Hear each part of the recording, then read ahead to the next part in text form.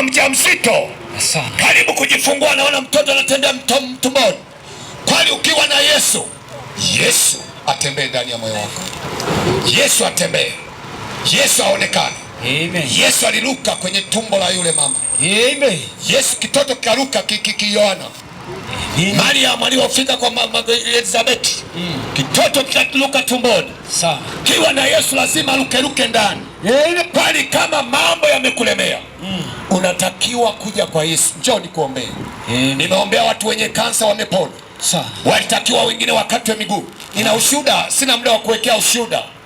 Walikuwepo watu wenye kansa. Ndio. Wengine walitakiwa wakatwe miguu Ikonda. Tumemwombea, kansa imepona. Hallelujah. Wengine alikuwa na kansa ya kizazi. Tumemwombea, amepona. Kansa ni tishio. Paka wachomelee bado watu wanakufa. Lakini ukija kwa Yesu, Yesu anaponya. Nimekwambia, nimeombea watu wengi. Nimemwona Yesu akiponya watu. Utafirisika na waganga wa kienyeji. Utafirisika huko na huko.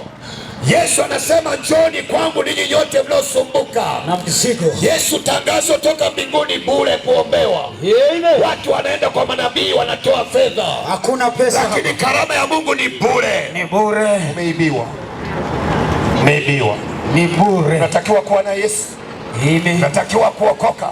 Amen. Unatakiwa kumwamini Yesu. Asante. Tafuta kanisa la waliookoka. Amen. Wanaomwabudu Mungu katika roho na kweli. Katika roho na kweli. Sio wote wanaosema Bwana Bwana. Ndio. Wengine ni majambazi. Wengine matapeli. Leo wachungaji wameokoka. Kumbe hawajaokoka, ni majambazi wa dhulumati. Wengine ni wezi. Wengine ni wezi. Hawajaokoka, wanaharibu jina la Bwana. Wengine ni wameenda kanisani kujifichia.